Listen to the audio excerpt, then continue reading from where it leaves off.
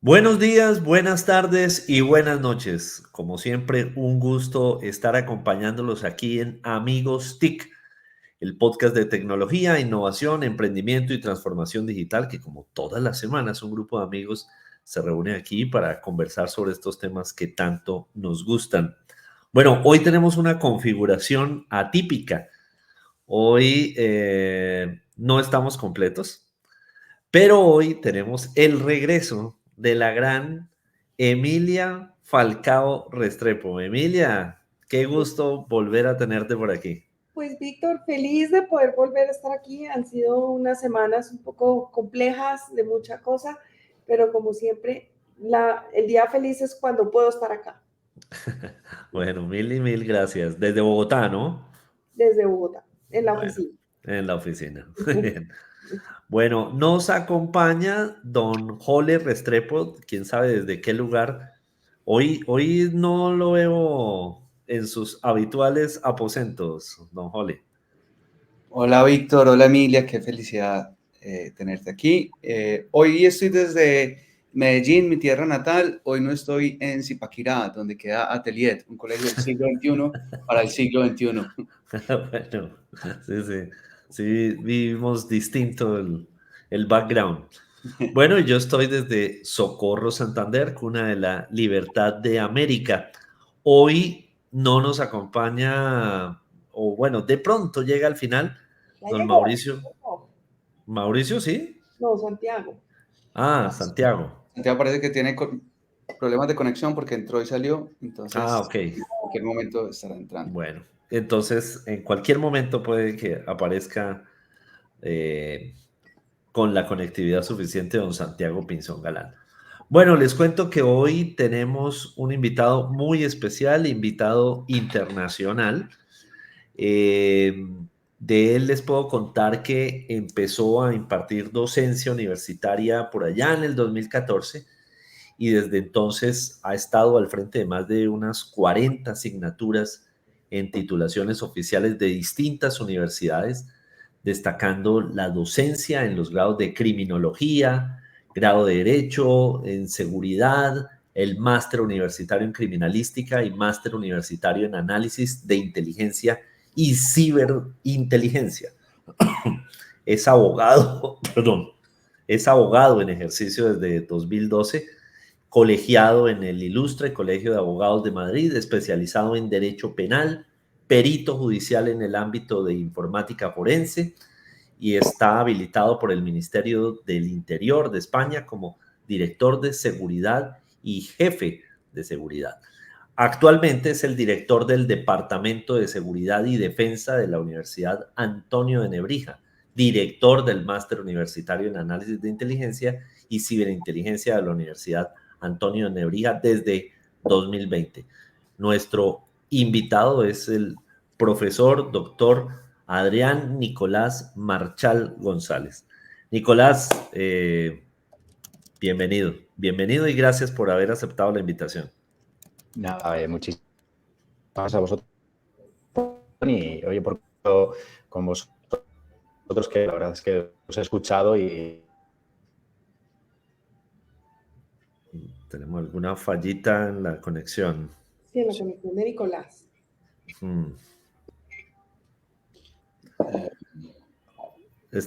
Sí, sonó un poco intermitente tu intervención, parece como si hubiera algún problema en la conexión, pero bueno. Justo.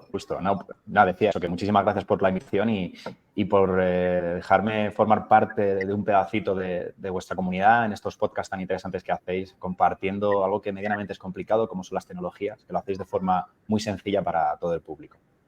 Bueno, muchas gracias. No, pues Nicolás, hoy el pretexto con el que contamos con su presencia es porque recientemente hubo una crisis global que terminó siendo, a mi modo de ver, y sin que nadie lo estuviese esperando, mucho más impactante que lo que en el 1999 preveíamos que pudiese ocurrir con el Y2K. Y terminó ocurriendo. 2024 lo que aparecía como imágenes un poco apocalípticas de daños en los semáforos, de retrasos en los vuelos, bueno, una cantidad de cosas que terminaron afectadas porque en su momento se dijo, se cayó Windows y Microsoft tiene una crisis que termina afectando a muchísimos de los sistemas en el mundo, pero bueno, salió a la luz el nombre de CrowdStrike, pero queríamos contar con un experto como Nicolás para primero entender qué fue lo que pasó, y bueno, esto cómo nos deja ante posibles eventuales vulnerabilidades. Bueno, pues por todos es conocido que de repente a la hora de utilizar el día 19 de julio, ¿no? A la hora de utilizar algún servicio, ya sea bancario, hospital, aeropuerto, pues de repente nos encontramos con la famosa pantalla azul de la muerte. Y en un primer momento se dirigió este fallo a Windows, pero luego se supo que no fue Windows, que como muy bien has dicho, fue CrowdStrike, que ofrece una solución que se llama EDR, que se está llamando comúnmente y de forma rápida para que todos los usuarios lo entiendan como un antivirus, pero no es un antivirus como tal, ¿no? Al final lo que se trata es un sistema mucho más avanzado, mucho más potente, que es un Endpoint Detection and Response, que lo que hace este programa de CrowdStrike, que se llama Falcon específicamente, es que tiene acceso al kernel, que vamos a decir que es el núcleo del sistema operativo de Windows, donde pues, a través de ese kernel pues se tiene acceso a toda la gestión de procesos, la memoria, la CPU, es decir, cuando se inicia el ordenador se tiene acceso a esa información y, por lo tanto, este programa, este EDR que se llama Falcon, lo que hace es monitorizar todo lo que está pasando en ese ordenador, en esos ordenadores, servidores, en esos dispositivos finales que utilizan los usuarios, para detectar patrones y, por lo tanto, ya no solamente saber si se ha instalado un malware, sino si se ha instalado algún tipo de aplicación, algo que esté cambiando los archivos del sistema, que esté realizando modificaciones en el sistema y que, por lo tanto, entendamos que eso es nocivo, que puede haber algún tipo de ciberataque y, por lo tanto, lo que hace es que lo corta desde la base y es capaz incluso este programa de retrotraer el sistema que ha sido afectado a un estado anterior a esa afectación y, por lo tanto, es tan potente, es tan bueno. Ahora mismo en el mercado no hay ninguna solución tan útil como la de CrowdStrike, pero este es el problema, que al haber un monopolio o al ser la única aplicación, en el momento en el que pues, hay una vulnerabilidad o hay una incidencia, la afectación es masiva, ¿no? Como hemos visto.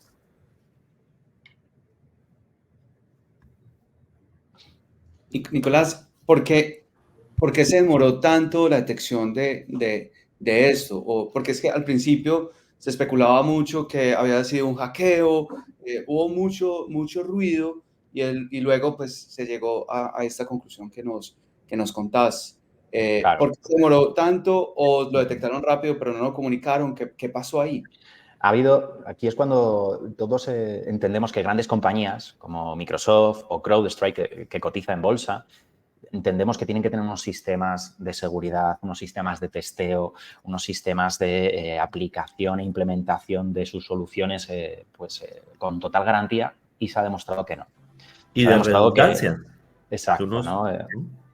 Que es la base a la hora de implementar una nueva solución, una actualización en una aplicación. Se ha demostrado que no, que incluso hasta las grandes empresas multimillonarias tienen este tipo de fallos humanos por detrás. Y aquí es donde, respondiendo a la pregunta, ya no estamos solamente ante un fallo informático, sino también estamos ante un problema de comunicación, porque tenemos que entender que estas empresas, tanto Microsoft, ¿no?, pero como CrowdStrike, que es al final la protagonista de este fallo, cotizan en bolsa. Cotizan en bolsa, hay accionistas y, por lo tanto, lo que se diga y cómo se diga puede afectar perfectamente a la cotización, que ha afectado. De hecho, desde el 19 de julio hasta hoy, las acciones de CrowdStrike han perdido un 40% de su valor. Entonces, aquí es cuando en ciberseguridad no solamente es importante, por supuesto, ofrecer una solución a nivel de seguridad en el ámbito de la informática, sino que cuando hay un incidente, ¿cómo lo tenemos que comunicar para que se minimice lo máximo posible el impacto del mismo? Entonces, en esas primeras horas no se sabía muy bien dónde venía, qué sucedía, qué pasaba, si era de Windows. De hecho, las primeras noticias nos hacían ver que era un fallo de Windows y que el responsable era Windows, ¿no? Ya seguían las horas y ya no sé lo que ocurrió cuando CrowdStrike dijo que justo se hizo una actualización y que justo coincide con esa actualización, pues ya entonces el foco va a CrowdStrike. Y ahora es cómo se soluciona este error, ¿no? Entonces, los primeros había que reiniciar. Microsoft decía que había que reiniciar muchas veces en los ordenadores o ponerlo en modo seguro. Entonces, es verdad que este incidente nos ha demostrado que aunque oficialmente se está diciendo que ha afectado al 1% de los ordenadores, que esto es algo cuestionable, ¿no? Nos ha demostrado que a día de hoy somos gran dependientes de las tecnologías, que no tenemos una contramedida, que es también muy importante, ¿no? Oye, esto va a pasar y va a volver a pasar. Este tipo de incidentes van a volver a pasar. A lo largo de la historia ya nos ha demostrado en muchísimas ocasiones que ya han pasado este tipo de incidentes. Entonces, lo que tenemos que estar es preparados para que si en mi empresa, en mi institución, vuelve a suceder algo así, tiene que haber un plan B para intentar operar bajo mínimos. Lo que no puede ser es pantallazo azul de la muerte y pues empezar a buscar respuestas, empezar a ver qué puede ser, qué no puede ser, hasta que alguien oficialmente haga algo, ¿no? Entonces, esto lo que nos ha enseñado es que tenemos que ser más ciberresilientes. Sí, Nicolás, justamente hacia allá me quería dirigir un poco y yo creo que este fue el día como el terror de la humanidad, pero fue solo una pruebita, porque pues al final se solucionó relativamente rápido. Hubo menos caos del que podríamos esperar, pero yo sí creo que es la prueba de lo vulnerable que la humanidad está. Y yo creo que esto era algo como que todos creíamos que en algún momento podía pasar, pero teníamos la ilusión de que tuviéramos unas compañías, unos fabricantes, unos desarrolladores tan sólidos que estuvieran preparados a que eso no sucediera. La realidad es que hoy dices, esas pantallas azules de la muerte, pues fueron ese incidente que nos levantaron a todas las banderas de un dragón dormido que estaba y que teníamos todos allí presentes. Dices, hay que prepararse en plan B. Pues, ¿cuáles son esos planes B? Volver al papel, tener preparado el papel, buscar otro tipo de solución. O sea, ¿cuáles pueden ser esos posibles planes B? Bueno, aquí ya, para empezar, la propia Microsoft lo que está haciendo ya es empezar a hablar con otros proveedores, porque lo que está sucediendo es esto ha hecho ver cómo Microsoft, bueno, pues no ofrece una solución completa 100% y las empresas tenemos que acudir a soluciones de terceros para garantizar nuestra seguridad. Que, ojo, vuelvo a repetirlo, CrowdStrike y la aplicación de Falcon son muy potentes, muy buenas, cumplen con sus objetivos, pero ha sucedido este incidente. Entonces, ahora Microsoft, ¿qué está haciendo? Está trabajando en un endpoint, está trabajando en crear un Falcon. Entonces, ahora ayer mismo salió la noticia de que han firmado ya un acuerdo con la empresa Palantir, que no sé si la conocéis, es una empresa muy potente a nivel de inteligencia, a nivel de recopilación de información, de inteligencia artificial. Se está usando por la industria, sobre todo más de defensa y de inteligencia, para recopilar información y tomar decisiones. Entonces, ya está trabajando y es muy probable que en X tiempo tengamos una solución de Microsoft Endpoint en colaboración con alguna otra empresa para precisamente este plan B, ¿no? El no dejar este tipo de huecos en manos de terceros, sino que la propia Microsoft lo solucione. Y por parte nuestra de las empresas, pues evidentemente tenemos que tener ese plan B en el que si de repente todos nuestros servidores, todos nuestros ordenadores desaparecen o se convierten en una pantalla azul, que tengamos siempre una zona desmilitarizada, que tengamos siempre lo que se llama una zona completamente opaca, que no tenga ese acceso y que no quede totalmente desprotegida para poder seguir manteniendo una operatividad mínima. Ya no digo, evidentemente, en una empresa que tiene 8.000 ordenadores o 5.000 dispositivos, si han sufrido este pantallazo azul de la muerte, que es lo que se ha comentado también por Víctor, evidentemente la solución de este problema ha sido uno a uno ir aplicando la solución, ir actualizando uno a uno los ordenadores para quitar esa actualización de la configuración de Falcon, que es lo que ha provocado el error, ¿no? Entonces, esto lo que nos ha demostrado es que tenemos que ser ciberresilientes, tenemos que tener una serie de dispositivos o una serie de la empresa, pues a lo mejor con una copia de seguridad, que tenga un respaldo, que esté en la nube, que esté en otra nube, que esté en otra red, en otra gestión de la red, para poder implementarse para poder implementar esta red alternativa en estos sistemas o en sistemas alternativos, pero es evidente que tenemos que garantizar la viabilidad de las empresas, ¿no? Ante este tipo de incidentes, perdón. Sí, sí, sí. Creo que Santiago está levantando la mano. Sí, buenos días. ¿Me oyen? Está fallando la conexión. Sí, señor. Sí, sí, señor. Bueno, yo primero saludar a Emilia, que es una maravilla tenerla nuevamente como parte de este gran grupo. Y un saludo para Nicolás.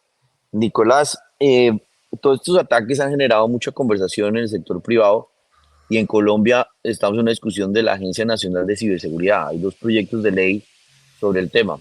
Una pregunta que es recurrente y quería conocer su opinión es, ¿cuál es la diferencia entre ciberdefensa y ciberseguridad?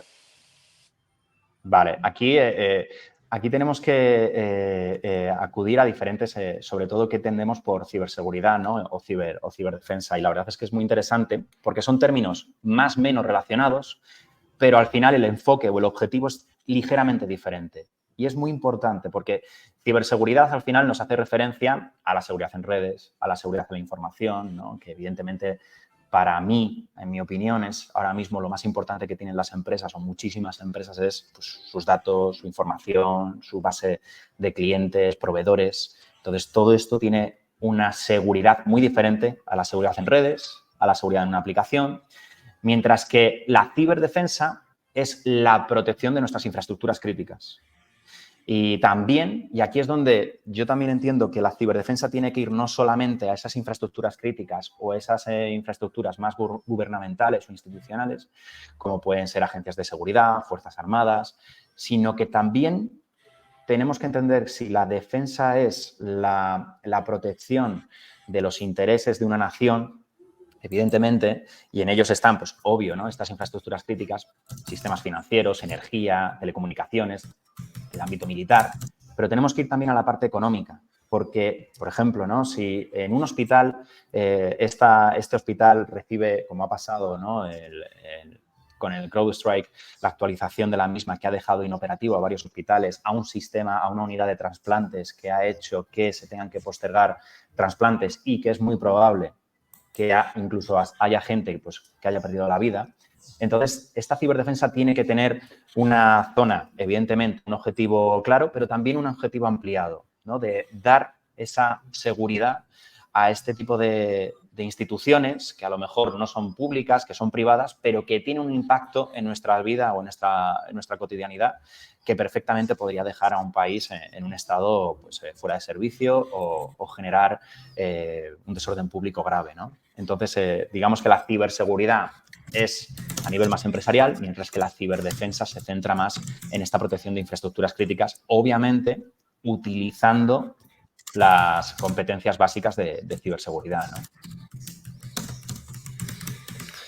Estamos también en ciberdefensa, perdón, ¿no? Pero en ciberdefensa se está mucho más mentalizado a las amenazas, a estos ataques cibernéticos, a que si de repente, esto está pasando, por ejemplo, en España, recibimos la visita de un mandatario o de un dirigente político, tiene una parte de inteligencia donde somos conscientes de que al ser visitados por este dirigente político, pues se puede recibir más ciberataques a empresas de transporte, autobuses, trenes, etcétera, y por lo tanto tenemos que desplegar una serie de medidas, ¿no? Entonces, esa es la parte más de ciberdefensa.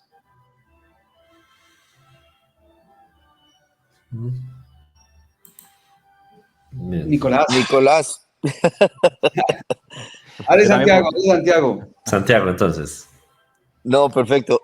No, la otra inquietud frente a esto es, ¿usted qué opina del desarrollo de los CECINT, de esa capacidad de respuesta pues del sector privado o de grupos de respuesta a incidentes, que es algo que obviamente ayuda a trabajar en el sector público, en el sector privado, ante los incidentes, y es una manera práctica también de colaboración. ¿Usted cómo ve esa evolución? Para mí es indispensable, ¿no? Este tipo de colaboración y estos actores, porque al final se están dedicando al estudio de los diferentes tipos de vulnerabilidades, de ciberataques.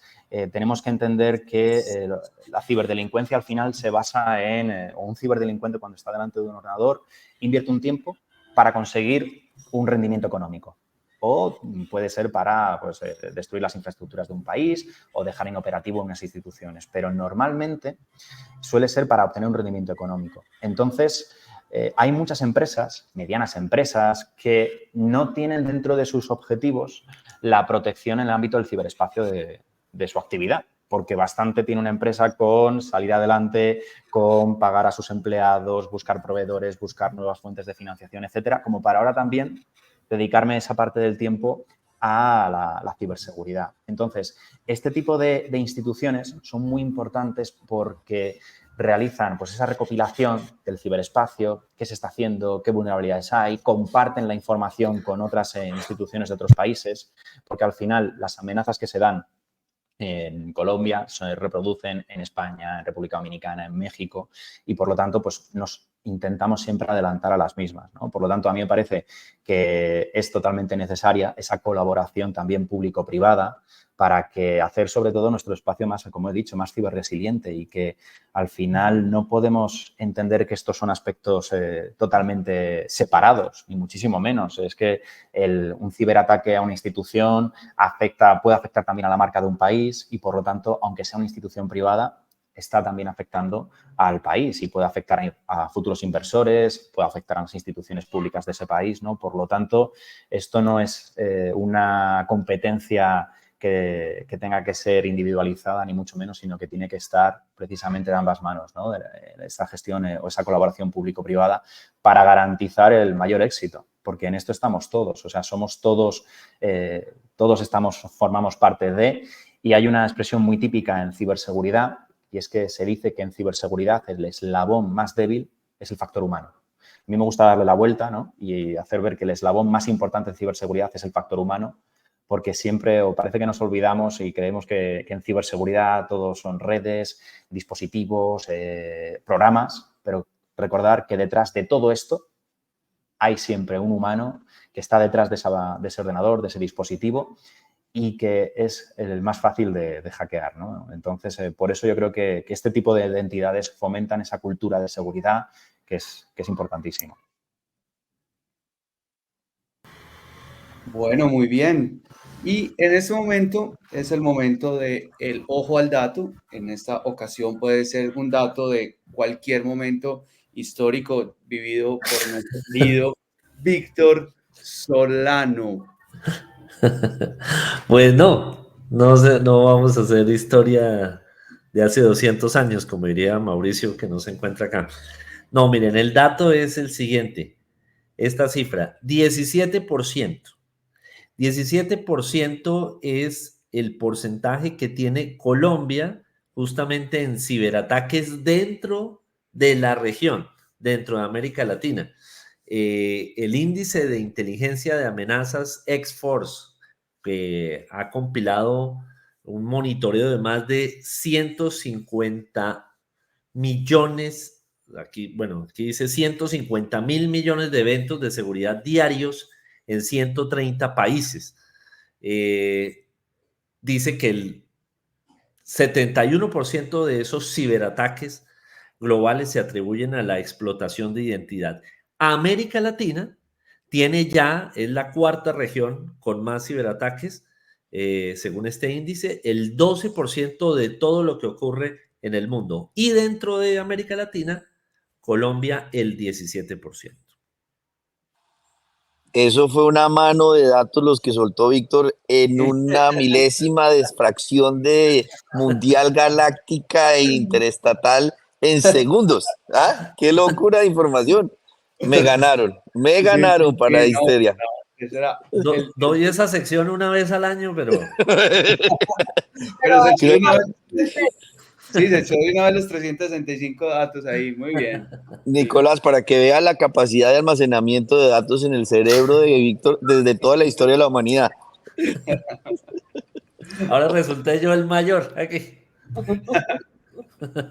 Y Víctor va a preguntar que cuáles eran las estrategias de ciberseguridad de los abacos y a ver cómo guardaba ahí la cosa.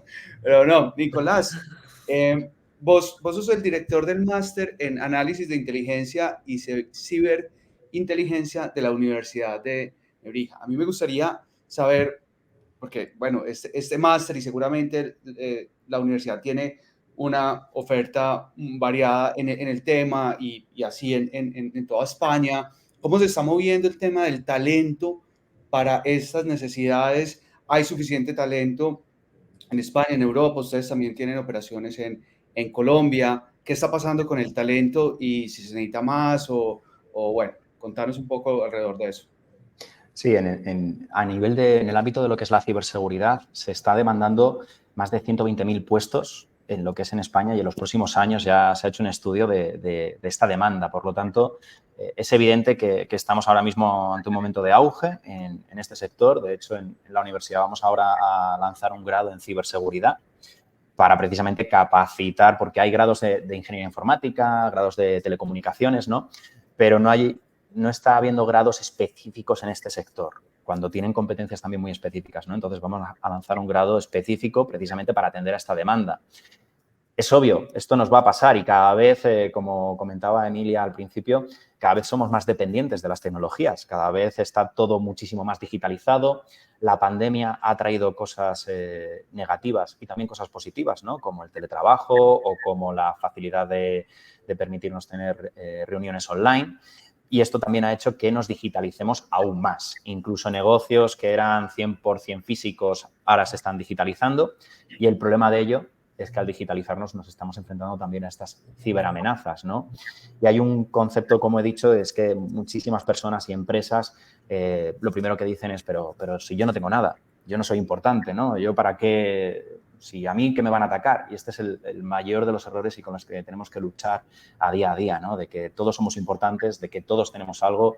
Víctor ha comentado también los datos de Colombia de que uno de los ciberdelitos que más se realizaba era la suplantación de identidad. Entonces, todos aquí tenemos una identidad que es importante preservarla y, por lo tanto, a nivel de talento, ya no solamente se está incentivando las habilidades típicas que cualquier egresado de un grado, de una licenciatura, de una maestría tiene que obtener, sino que se está buscando más habilidades a nivel personal, como son la comunicación, como es la proactividad, como es la capacidad de resolver problemas, donde nadie encuentra una solución, ¿no? Y es esto precisamente lo que se está incentivando.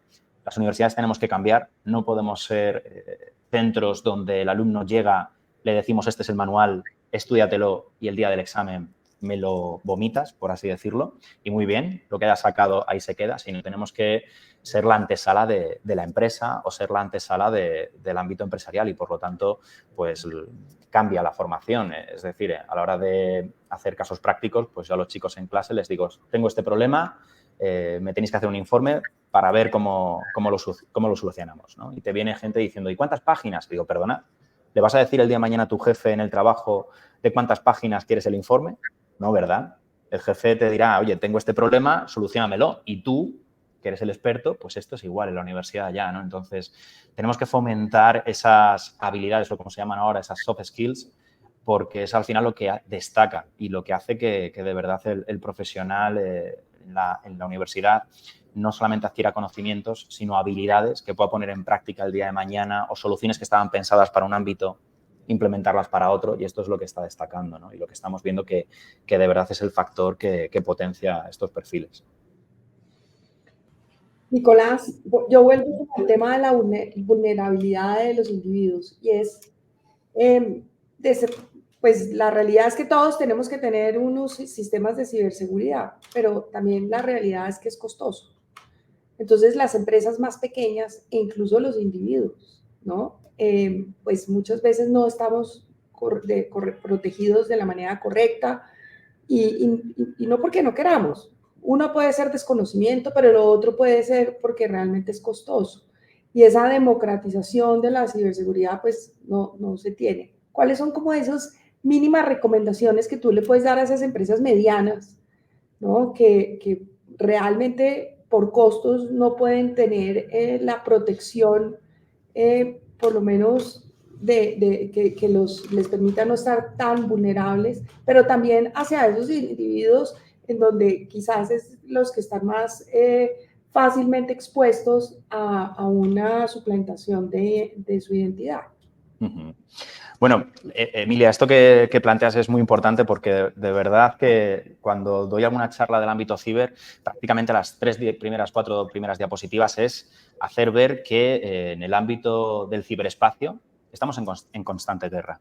Es así, o sea, en el ámbito físico no vemos, cuando hay una guerra o hay un conflicto bélico, vemos los desperfectos que se ocasionan en los edificios, víctimas, las personas, pero en el ciberespacio, bueno, pues como no se ve, no es algo tangible al 100%, no somos conscientes, ¿no? Y eso es tener en cuenta que mientras estamos hablando y mientras lo que está durando este podcast, se están produciendo cientos de miles de ciberataques en todo el mundo, a grandes empresas, pequeñas, usuarios, y esto es así.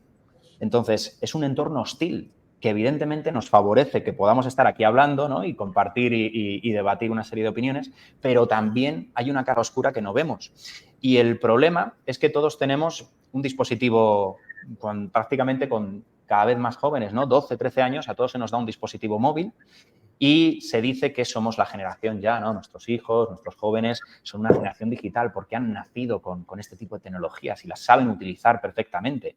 Y esto no es verdad. Lo que saben es abrirse una cuenta en Instagram, una cuenta en TikTok y 3 o 4 cosas más. Pero cuando les pides que te manejen un Excel o cosas así, ya se empieza a complicar el tema. Entonces, yo nací con coches, con vehículos, y no he sabido manejarlos hasta que me saqué la licencia de conducir. Pues esto es igual. Entonces, tenemos que capacitar a la gente de que esto es una herramienta muy poderosa, pero que también puede ser la puerta de entrada a muchísimos ciberataques. Entonces, lo primero de todo es esa concienciación. Y en una empresa, concienciar a todos, desde la persona que está como personal de limpieza hasta el directivo. Y que cada persona tiene un factor de entrada de ataque. Al personal de limpieza tiene una serie de ataques, el CEO, el directivo tiene otros, y hay que concienciar a todos de que son importantes porque pueden ser la llave de entrada para esa empresa. Ya no porque a lo mejor el personal de limpieza pueda decir, pero ¿yo qué tengo que esconder si yo no tengo nada en la cuenta bancaria ni nada? Ya, pero eres la llave de entrada, por ejemplo, para la empresa en la que estás trabajando.